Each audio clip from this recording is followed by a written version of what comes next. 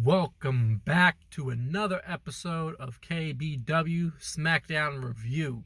This is your boy, Mr. Disrespectful, coming your way. Peppa does the Raw, I do the Smackdown now. You know how it is.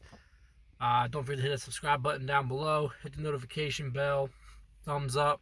Like everything that's going on. So let's get into Smackdown last night. Some interesting stuff. So we're talking. Start off, Kevin Owens comes out in Toronto, all happy-go-lucky. Sorry, my notes right here this time. Happy-go-lucky, he's glad that he won. He took Shane out, and all that in his hometown. And then talks about King of the Ring, which is coming up. So super excited for that. I know we talked about it on the cast a couple times. I'm so happy to bring this back. I love the tournament style stuff. And my prediction from now, I'm going to put it out there, is Kevin Owens for the win. He's next Stone Cold, so if you're going to be next Stone Cold, you got to get the win. So that's my predictions for who's going to win King of the Ring. I think it'll be Drew McIntyre off the Raw side. I think maybe Raw, SmackDown combined at Night Champions. It'll be McIntyre, Owens wins. Or I can see a couple other people. I mean, Ali's got a good chance at winning that. Apollo Crews is another one. And again, they're trying to screw Kevin Owens, so I'm leaning more towards no, but I'm still going to pick him and see what happens, because I'm also high on Elias, and I don't really get why. So we open the night with him. Comes out, he's all excited for King of the Ring. Then Shane comes out, and he just drops to the ground and hits the ground and goes, "Why? Why are you here, Shane?" And he goes, basically, you cheated, you're a cheater, that's what you want to be known as. And then goes, so, you hit an official. You definitely hit an official last night. And Kevin Owens is fighting back and forth, I'm fining you $100,000. And he goes, $100,000? I could take a down payment on a house, my kids, college funds, stuff like that. And he doesn't care. Shane doesn't care and walks away. Kevin Owens is furious in the ring, kicking, just pulling at the ropes, everything. And he has a secret opponent that has not been announced. So he runs into the back to find Shane. Runs in the back. I'm just going to jump to that because there was stuff in between that happened. Runs to the back, finds him, and goes, "Are you kidding me? Are you kidding me?" He goes, "You hit an official. We have to set an example." Then, because it was malicious, he called it. It was a malicious attack. So then he goes, "You know what? Make it 105. Picks up a stool and throws it at the TV and breaks the TV. So matches are going on, blah, blah, blah. Come back to them, and it's just Shane in the back. "Oh, man, he ruined my TV." And then someone comes to the back to interview him. I can't remember her name. And goes, "So, Shane, who is his mystery opponent?" "I've picked his mystery opponent." And she goes, "Well, who is it?" And Samoa Joe shows up. First Elias, then Drew McIntyre, now Samoa Joe. I don't know. You're underutilizing these guys. Drew McIntyre should have never been your right hand. Samoa Joe definitely shouldn't be your right hand. He's just a villain. Like, why is he protecting the authority? I just don't like it. I don't like it.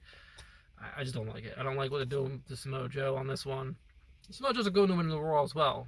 The Raw thing. Although he could have won SmackDown since he's on SmackDown tonight. But either way, he could have done it. But yeah, so there was that. So yay. Samoa Joe is now backing Shane. Lovely.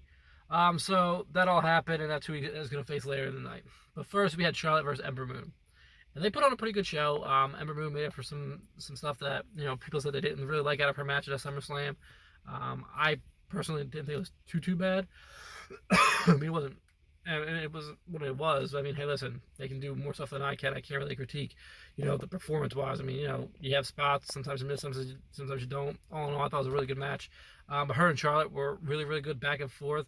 You thought she had Charlotte down at one point, and then Charlotte just dropped her and then put the figure 8 on her, and boom, that was it. Much respect to Ember Moon.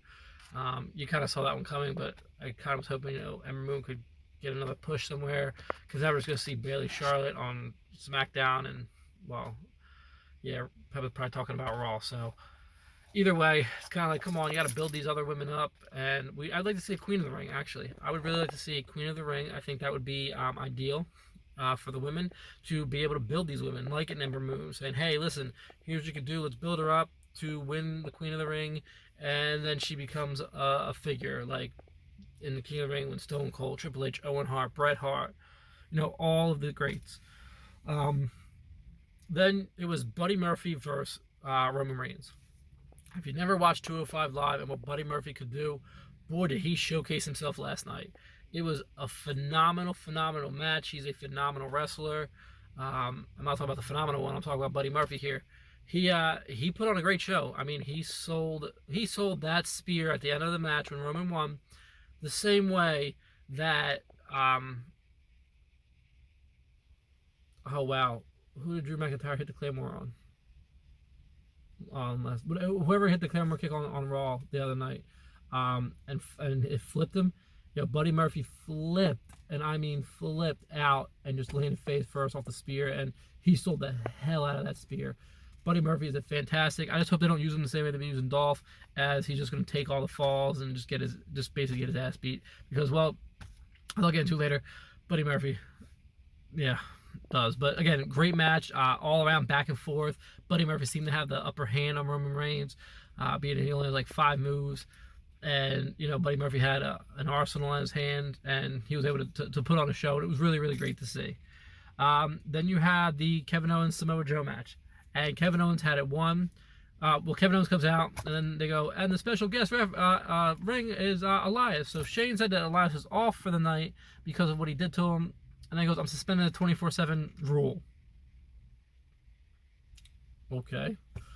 And lo and behold, they show up. Elias shows up. He's the outside referee. Kevin Owens is going to lose. Kevin Owens goes for the pin. He has him beat with the powerbomb. And 1, 2... Ooh, shocking. Elias pulls out the referee. The referee's down. That was malicious, if you ask me. Where's his $100,000 fine?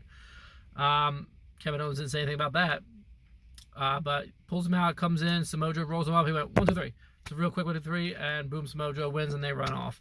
And Kevin Owens is pissy again, and I understand why. I mean, he's getting screwed, and we're still seeing Shane. That's the most disappointing part about it. We're still seeing Shane, and he's still interfering, but he wasn't there as a wrestler. He was there as a head now. He's not a fighter. He's a lover, basically. He's just going to do his management duties and just stand around and just tell people what to do. Yeah. Then you had what was supposed to be E and Woods versus the Revival. Kofi came out with them, and they had interviewed Kofi earlier tonight, asking him how he felt about his match and why he attacked him with the kendo stick. He goes, he was going for my family. He's called the Viper. He's called the Legend Killer.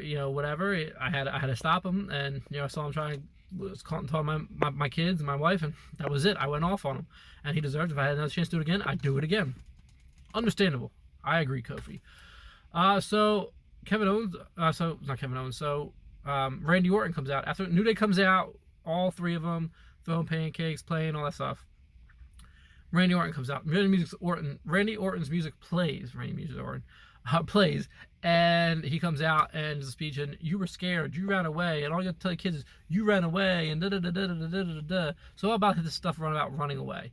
So he's saying that he ran away. That's all he has to show for it, and da da da da. And he goes, so if the Revival's up for it, I'm up for it. Let's have a 6-man tag. Shocking 6-man tag showed up. So you saw him come out, that's where it was going. So he gets ready, walks to the ring, and they fade to commercial.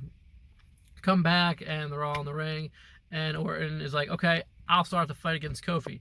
Goes to start the fight against Kofi, gets close to him, and then turns around and tags in. I want to say it was Dawson first. And that was basically the last time you ever saw Orton in the ring again, minus one other time. But he got knocked off the side.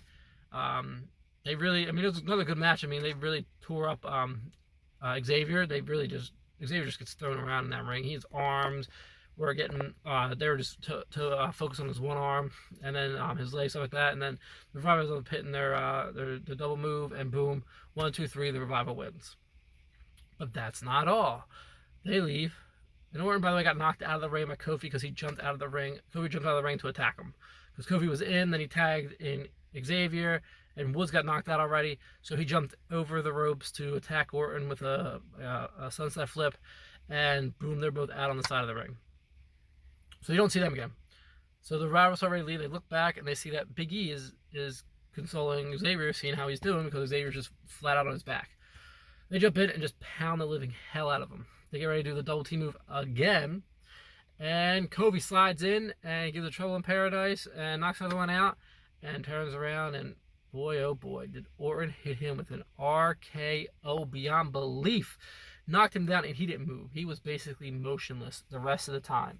Orton lifts him up by his hair, looks at him, looks at E. E's next, lifts up E, drops E. Looks back at Kofi, stands up. The Revival go and pick up. He's picked up. That was Xavier. Then the Revival picks up Big E, lift him up. Orton drops him again. The Revival walks out the ring. He looks at Kofi again, picks him up, drops him again, and Orton, as the Viper, just stares down at him and just stares at him and basically says, "Hey, I got you. I want my title shot again. You ran away." Basically, how he was doing it, because he just took out the entire New Day with 3 RKOs and then a 4th one. So he took 2 on Kofi and the other 2 got 1. That was that. So then we shoot to the end of the night. So earlier, which I didn't talk about till now, because I just want to get to it in this route, Daniels and Rowan come out, say it wasn't us, it wasn't them, we didn't do it, we're not like that. They go to the back, they clear out their locker room again, but Buddy Murphy's there after he just got beaten by Roman Reigns. And they beat the living hell out of him. First they go, tell him you're a liar, tell him you're a liar, tell him you're a liar, boom, throw him against the wall, throw him against stuff, choke him the same way Roman did, up against another wall. Tell him you're liar. Tell me you didn't do it. I lied. They drop him to the ground. He's like, because like they basically just like choked him the hell out. And good. That's all I wanted to hear. He goes, but I hate liars. This is Daniel Bryan, and he has Rowan pick him up and just throw him across the room into a trash can, and he's basically just passed out on the floor now because he just got his ass whooped. Flashback to later in the night. At the end of the night, Roman Reigns pops up in front of their faces, and they go, "Oh, finally you showed up. Finally you showed up. Now I want you to apologize to Rowan and me the same way you apologized to Samoa Joe last week." Roman just stood there. "I told you I wanted you to apologize." Roman drops the towel. He goes, He goes, "We know we've been doing our own investigation, and we know who did it, and we'll bring it to you next week." And that's how they ended it. Make sure you watch next week. I get why they did it. Still saying Samoa Joe. Still putting it out there. All in all, great. And it makes more sense to Samoa Joe if he's on Shane's side now, and it's the whole still Roman Shane thing. And I mean, we had it 2 pay-per-views ago. Why not just continue it? Because, hey, it's what WWE does. All around, I really liked SmackDown this week. I thought it was really, really entertaining. A lot of great matches, a lot of great spots. So, check it out. If not, just check this review out. That's everything on the list here. So, I say, we wrap this one up. Let us know down in the comment section below who you think is going to win King of the Ring, who you think is going to come out, if it's going to be Raw and SmackDown, who you think is going to come out the Raw side, who's coming out the SmackDown side. They haven't announced the tournament brackets yet. So if they do, hopefully they do, so that you can get a review from us and our picks for a bracket of King of the Ring. So that'll be pretty cool. We can do that if they put it out before Raw, or if they're going to start going into fights and then see how it goes from there. Well, let us know down below who you think is going to win. And, don't forget to say, like I said at the beginning of the video, subscribe, like, hit the notification bell, all that kind of stuff. We'll be back next week for our reviews, as well as we're going to give you our reviews of SummerSlam and NXT TakeOver. That is all. See ya.